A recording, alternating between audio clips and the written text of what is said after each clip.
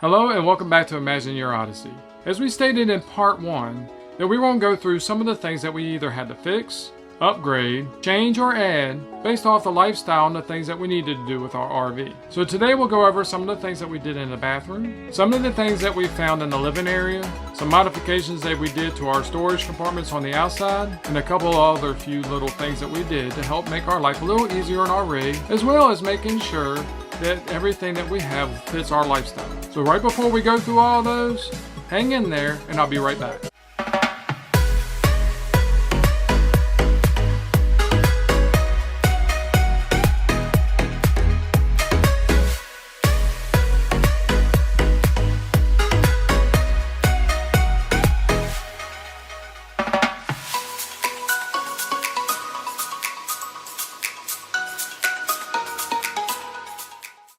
Alright, let's go ahead and get started with the things that we had to fix as soon as we got our camper. Now, when you buy an RV, you may find that some things in there aren't quite put together just right. There may be some quirks in there or something that missed the quality inspections of the RV manufacturer itself.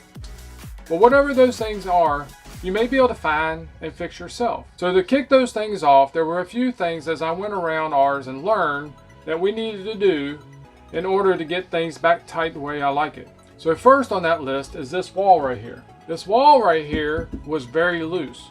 Matter of fact, we plugged something in there and when I pulled it out, the wall tried to come out itself. So I found out that there was some screws, staples, nails, whatever it was that was missing on the back side of this wall. So we went back in, stapled those down, glued everything up and sealed it so that everything was nice and tight and there was nothing else to worry about. One other thing that I also did is went up and made sure that the electronics were okay and that the wires and everything were out of the way and secured correctly. Had to do that on the back side. Another thing that I had found is that when I got into the shower to use it the very first time, that this area right here by the drain, it was very soft. So I thought that there was an issue up underneath, so I had to go in and remove this panel right here, which includes this access panel door here. I removed that whole front and found that the manufacturer itself makes a board or a stand plate up underneath that supports the bottom of the tub, but they had only put half of it in. So the back side over here was well secured, but the front was not. So now I was worried about that if I stood in there too many times and the flexing back and forth would crack it. So I took, like I said, the front of this off. I built an extension platform and put it on the back side. So I took the front, I slid it forward, put the extension piece in the back side, screwed everything down nice and tight, put the panel back, and now the tub itself is just fine. When it comes to electricity inside of your RV, that is one thing that I don't like to mess with, as RVs are mostly made of wood, or at least this one is. So I went and started checking all the outlets to make sure that they were okay, and this one, out of all the ones in the RV, this is the only one I found, but I found that the plug inside of this one was really loose. So I disconnected all the power to the RV and unhooked the battery. I pulled off the faceplate and I found that the wires were loose to the plug itself. So I tightened up all the wires, the plug, reinforced the wall itself, put everything back, and then I was okay and good to go. Back into the tub area. I was in here one camping trip and took a shower, turned on the hot and cold, turned everything back off, and found that the whole mounting bracket, all this right in here, was all loose.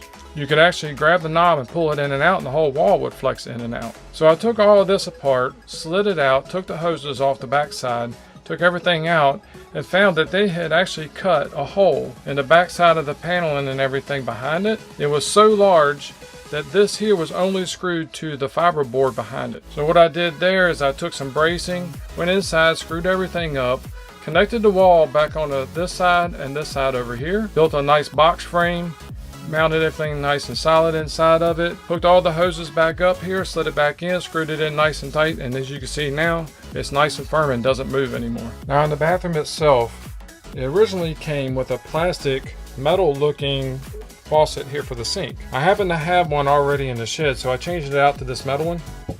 And then also I think it looks a lot prettier. We also added this plug-in night light. As you can see, there's a sensor on top, and then at night when it gets dark outside, this little light comes on automatically. That way if you need to go to the bathroom or something like that, you can open up the door and already have a little bit of light inside without having to turn the big lights above on and waking everybody up. Another thing that we also swapped out was this shower head. We swapped out the shower head for two different reasons. One was the other one was a cheap little plastic one that came with the RV itself, and the other reason is because the shower head itself didn't provide enough back pressure to keep a whole lot of pressure showering on yourself.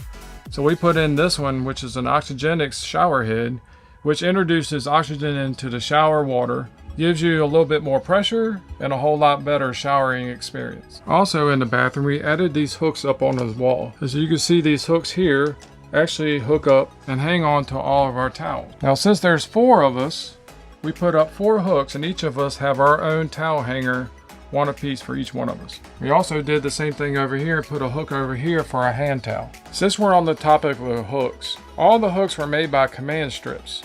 Just like these 2 here, which hangs our keys up when we come into the rig. We also have one mounted up here, as well as on this side over here, and one up underneath. This is where we keep our pets, our dog leashes. And then we have 3 more over here, so when we get to our camping area, and once we're all set up, we can hang up our coffee mugs for there. After doing some reading online and watching some other YouTubers and their YouTube videos, I had learned that air conditioners themselves, when they come from the manufacturer, aren't always sealed up correctly. So I took this one apart just like this. So I pulled this down and pulled this down.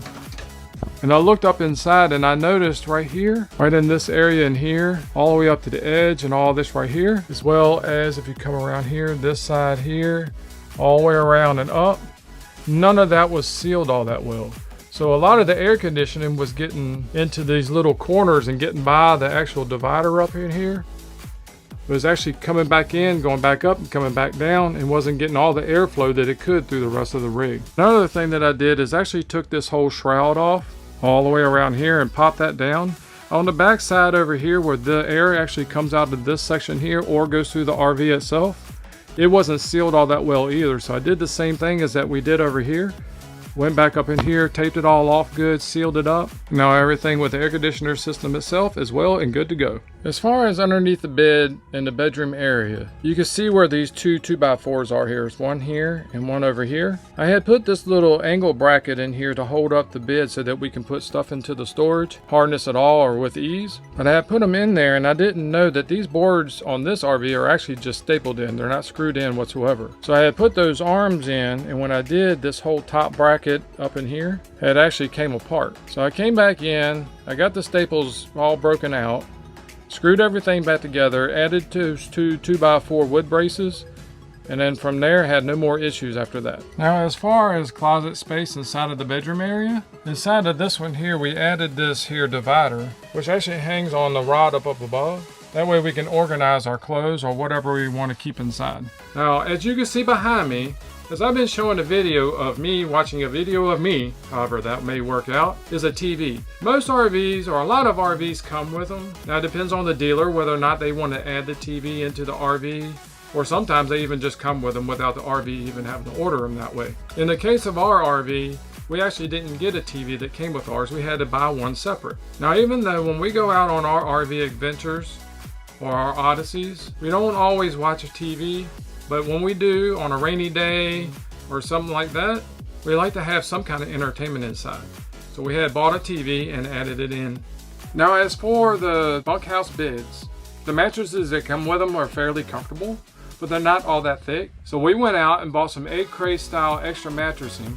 We cut it to form to fit, and we added it to the mattress that was already there, and then after that they were plenty comfortable. Now on the outside we hadn't made too many changes at all. But one thing I had noticed was inside the storage compartment, if you could see this board up top where the level is hanging onto, that used to not be there. There used to just be one little board that came right down in the middle of the compartment, made it really hard to have place to be able to store things without that being in the way. So what I did is I took that board out and I put in this real hard treated board. If you can see over there, there's a leg there, and then there's one on the back side over here as well. And then put this cross beam up to support the bed area, which opened up all this storage space, make it a lot easier to put things in. After just a few uses, I had found that this screen door wouldn't close all the way.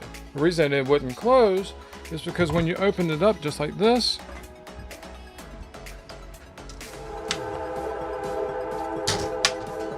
You can see right there where the little latch meets that little hook on the inside of the door frame. That hook was actually slid in too far, so that every time you shut the door wouldn't shut and lock. So with a minor adjustment, everything was good to go. One other thing that I had found was that this Icemaker here is actually screwed down so that it doesn't walk around while you're driving down the road, and so is a fridge. The brackets underneath that actually hold it down, the screws had came out. What I actually think happened is that the screws, when they were put in a little too tight, or it over tightened and the heads had come off. So what I did is I went in, cleaned out all the holes, put new screws in, tightened down the brackets really good. And after that, they weren't moving around when I drive down the road anymore. And for one last upgrade for now, as you can see here, we have two 30-pound RV tanks now on the front of this RV. Before, they were just 20 pounds. The reason for doing this is because we want to start doing some winter RVing, and we want to be able to make sure that we have plenty of propane while we're out on our trip. If you'd like to see the install video for this one, please look at the link in the upper right-hand corner of your screen. All right, so that's just going to about wrap it up for today. Now, these upgrades are the add-ons and things that we did in our camper, whether they be fixes, repairs, add-ons, or whatever.